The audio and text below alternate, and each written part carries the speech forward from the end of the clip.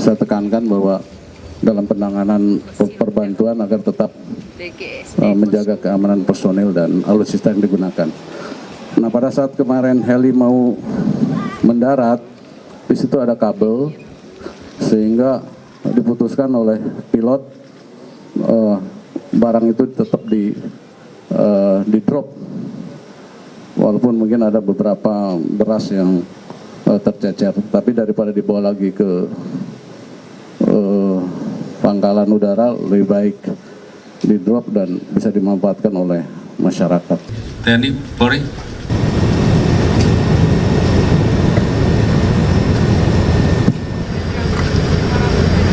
Terima kasih, mohon izin Bapak Menko PMK menambahkan apa yang tadi sudah dijelaskan terkait dengan beberapa hal yang mungkin bisa kami tambahkan. Yang pertama terkait dengan arahan untuk ikut bersama-sama membantu membuka akses. Mungkin perlu kita informasikan bahwa saat ini khusus Aceh yang memang saat ini terdampak paling luas, saat ini sudah dapat diakses dengan kapal laut di 6 wilayah: Lok Sumawe, Biren, Aceh Utara, Aceh Timur, Langsa, Aceh Tamiang. Dapat diakses dengan truk jalur darat. Terdapat 8 wilayah: Pidi Jaya, Aceh Barat, Aceh Nagan, Aceh Selatan, Aceh Singkil, 10 Salam. Kemudian yang dapat diakses dengan udara saat ini 4 wilayah, yaitu Aceh Tenggara, Takengon, Gayo Lues, Aceh Tenggara, dan Bener Meriah. Pada prinsipnya untuk tahap awal bantuan logistik ini sudah bisa disalurkan sampai di tingkat kecamatan. Itu yang pertama. Kemudian yang kedua, tadi ada pertanyaan terkait dengan masalah penegakan hukum, terkait dengan masalah temuan kayu gelondong yang sudah terkelupas. Kami secara lisan sudah berkoordinasi dengan Menteri Kehutanan dan besok kami akan melaksanakan rapat bersama untuk menurunkan tim gabungan untuk melakukan proses penyelidikan pendalaman terkait dengan peristiwa yang terjadi. Tentunya apabila ada pelanggaran hukum kita akan proses. Kemudian terkait dengan bantuan airdrop tadi, memang kemudian dilakukan evaluasi, yaitu dengan memberikan siling atau kemudian membungkus dengan lebih kuat, dan tingkat ketinggiannya pun kita turunkan untuk supaya logistik yang disalurkan lewat airdrop tetap terjaga. Kemudian terkait dengan tadi adanya informasi penjarahan bahwa sampai saat ini sudah tidak ada lagi yang diamankan, semuanya kita lepas. Jadi kita juga paham bahwa saat itu mereka hanya membutuhkan logistik, makanan, dan saat ini semuanya sudah dilepas. Terima kasih. Pak Lima, Pak Asad. Untuk wilayah yang tidak bisa dijangkau oleh darat, TNI sudah melaksanakan pengiriman lewat udara, yaitu menggunakan sistem helipop. Jadi barang itu dijatuhkan dari pesawat dalam bentuk box-box yang pakai baling-baling, sehingga pada saat ke tanah tidak hancur. Kemudian juga menggunakan payung udara, itu di dropnya lewat Hercules C-130. Kemarin sudah dilaksanakan di Aceh Tamiang, kemudian hari ini juga akan kita laksanakan sistem drop CDS, Carry Delivery System, yaitu menggunakan pesawat CN dan Hercules. Kemudian tadi ada yang tanya tentang yang logistik yang hancur. Jadi kemarin dalam pemberian bantuan, memang saya tekankan kepada prajurit TNI untuk tetap menjaga keamanan personil dan alutsista, yaitu pesawat yang digunakan. Karena di Padang ada personil TNI tiga personil, dua dari POM, satu Babinsa. Pada saat membantu penanganan bencana terbawa arus, beberapa hari ditemukan dalam keadaan meninggal dunia. Sehingga saya tekankan bahwa dalam penanganan perbantuan agar tetap menjaga keamanan personil dan alutsista yang digunakan. Nah, pada saat kemarin heli mau mendarat, di situ ada kabel, sehingga diputuskan oleh pilot barang itu tetap di drop, walaupun mungkin ada beberapa beras yang tercecer, tapi daripada dibawa lagi ke pangkalan udara, lebih baik di drop dan bisa dimanfaatkan oleh masyarakat. Terima kasih. Silakan, Pak Kasat. Terima kasih Pak. Tadi memang sudah dijelaskan tentang dropping, jadi heli itu tidak bisa mendarat dimanapun. Jadi harus landasannya harus siap. Jadi karena kondisi bantuan harus diberikan, kita coba untuk dilempar. Setelah ada yang pecah, kita evaluasi lagi. Sekarang kita berupaya sampai sekarang tidak terjadi lagi sudah. Terus yang kedua tentang Starlink, itu memang peralatan kami dari Kemhan dan kami juga. Memang pulsanya kan belum tahu siapa yang mau bayar. Jadi itulah kondisinya. Tapi semangat kami untuk membantu, kami kirimkan berpuluh Starlink ke daerah bencana. Terus selanjutnya juga tentang penjarahan, memang mereka mungkin resah, takut tidak dapat makan. Tapi sekarang kami sudah terjunkan anggota ke daerah-daerah belum terakses, sehingga mereka bisa mengatur masyarakat di sana, dan kami kirim secara fast roping anggota-anggota itu di sana. Inilah kita langsung merasakan gunanya batalon-batalon TP. Jadi mereka sekarang yang banyak bergerak di daerah-daerah bencana untuk membantu masyarakat. Untuk jalur nanti kami sudah menyiapkan jembatan Beli.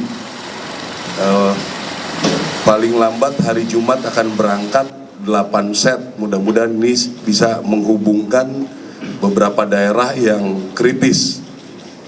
8 set, jadi pemasangan mungkin sekitar 5 sampai 1 minggu, perjalanan 2 minggu mudah-mudahan bisa sudah terpasang. Saya kira itu dari Angkatan Darat, terima kasih. Mohon izin, kami dari Angkatan Laut mengerahkan 7 KRI saat ini yang sudah beroperasi, dan terdiri dari 2 kapal rumah sakit. Rencana akan nanti standby di Lok Semawe. Sebelumnya akan mampir di Aceh Tamiang. Kemudian ada 1 kapal rumah sakit lagi di Sibolga. Kemudian nantinya mungkin akan ditambah 1 KRI lagi, yaitu kapal tanker KRI Bontang, untuk mendukung bahan bakar, di mana banyak daerah yang memerlukan bahan bakar untuk diesel generator. Kemudian untuk unsur udaranya yang on board ada 5 helikopter dan satu fixed wing, akan ditambah 1 lagi fixed wing, 2 kasa untuk airdropping. Mungkin itu sebagai tambahan dari Angkatan Laut. Terima kasih. Mohon izin saya menambahkan Pak Menko bahwa saya hanya menambahkan kegiatan OMC yang dilakukan. Memang ini leading sektornya adalah BMKG dengan BNPB.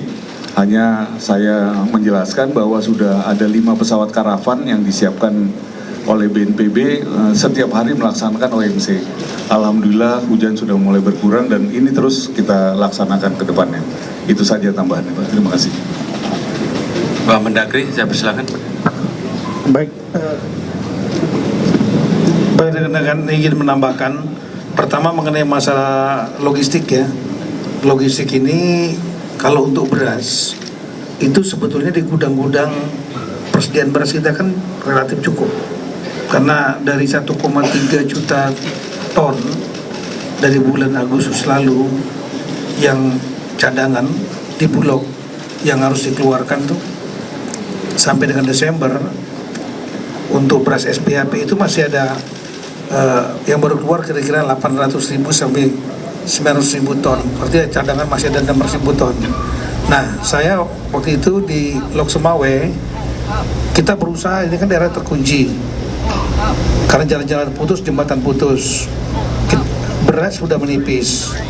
Nah, kemudian kita mau mencoba untuk cari beras dari Medan atau dari Riau dan kemudian dari Banda Aceh. Tapi setelah saya datang ke Lok Sumawe, ternyata ada di gudang Bulog 28.000 ton untuk konsumsi Lok Sumawe, Aceh Utara, Biren yang tiga-tiganya terkunci. Dan jadi sebetulnya nggak perlu ngambil beras ke tempat lain, itu cukup untuk 9 bulan itu. Nah, sehingga akhirnya mereka bisa mengeluarkan, ada namanya beras bencana, itu bisa dikeluarkan unlimited sepanjang ada surat permintaan dari kepala daerah dan kemudian kepada Kepala Badan Pangan Nasional, Pak Mentan, Pak Amran, dan setelah itu dieksekusi oleh Bulog.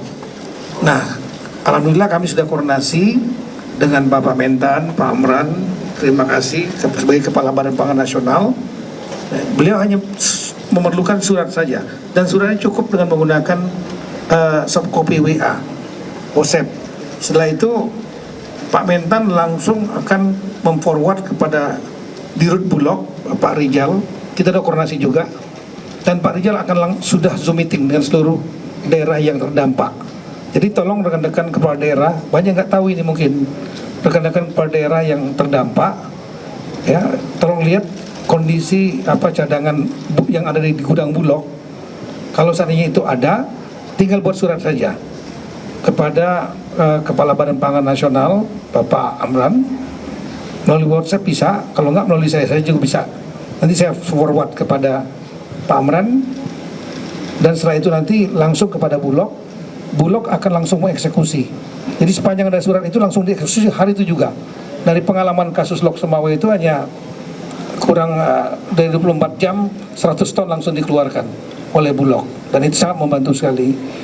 Demikian juga yang ada persediaan minyak. Saya tahu bahwa minyak juga ada problem. Jadi minyak juga sama kalau menggunakan mekanisme yang sama, yaitu persediaan minyak kita yang ada di Bulog gudang Bulog. Yang kedua, untuk saya tahu di daerah-daerah juga selain pangan dan pakaian, itu adalah BBM. BBM saya kira Pak SDM sudah langsung, Pak Balil turun bersama Pertamina, SKK Migas, semua bergerak untuk memetakan daerah-daerah yang kurang dan segera melakukan supply. Karena daerah-daerah yang terisolir terutama, mereka sangat membutuhkan sekali, baik untuk genset maupun untuk kendaraan. Kalau minyak, saya datang waktu di PD Jaya, itu ada pompa bensin yang tutup karena sudah habis. Yang ada pun panjang sekali antriannya. Tapi setelah diturun dari Pertamina, kemudian dari instruksi dari Menteri SDM Pak Balil, itu sudah berkurang karena adanya dropping. Nah, yang ketiga berikutnya adalah saya mendapat keluhan dari rekan-rekan kepala daerah, karena ini sudah akhir tahun, anggaran BTT mereka biasanya kalau berdarurat begini menggunakan belanja tidak terduga, rata-rata sudah sangat tipis sekali ya, paling itulah andalannya mereka. Oleh karena itu saya kemudian membuat surat edaran yang sudah kami keluarkan tanggal 1 Desember kemarin kepada, dan saya sudah Zoom meetingkan dengan seluruh kepala daerah se-Indonesia. Ini waktunya, ini sekaligus momentum ini saya sampaikan, inilah waktunya bagi rekan-rekan kepala daerah untuk saling membantu satu sama lain, karena ini bisa terjadi di mana aja, kapan saja. Bagi daerah-daerah yang kuat-kuat masih, saya tahu ada yang punya simpanan, ya silahkan waktunya untuk membantu, baik langsung tidak langsung. Sudah ada yang sudah memberikan. Saya tahu Ibu Kofifa sudah langsung berangkat ke Sumut, ke Medan, ya. Dan kemudian 2 hari lalu beliau memberikan bantuan dalam bentuk barang.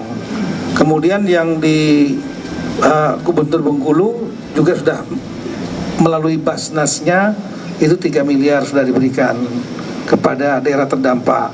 Sulawesi Selatan 1,5 miliar, terima kasih. Kaltara 1 miliar. Saya membayangkan bahwa kita ada 552 provinsi, kabupaten, kota. Kalau bisa tolong saling solidaritas.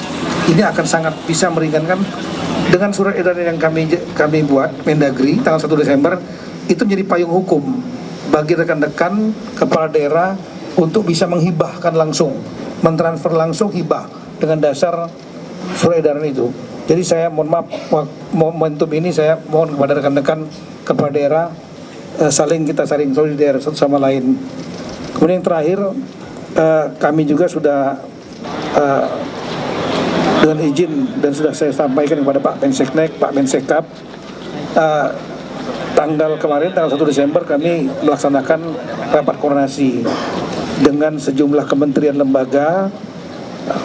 Yang kita antisipasi adalah satu bencana, termasuk juga Natal dan Tahun Baru yang tidak lama lagi.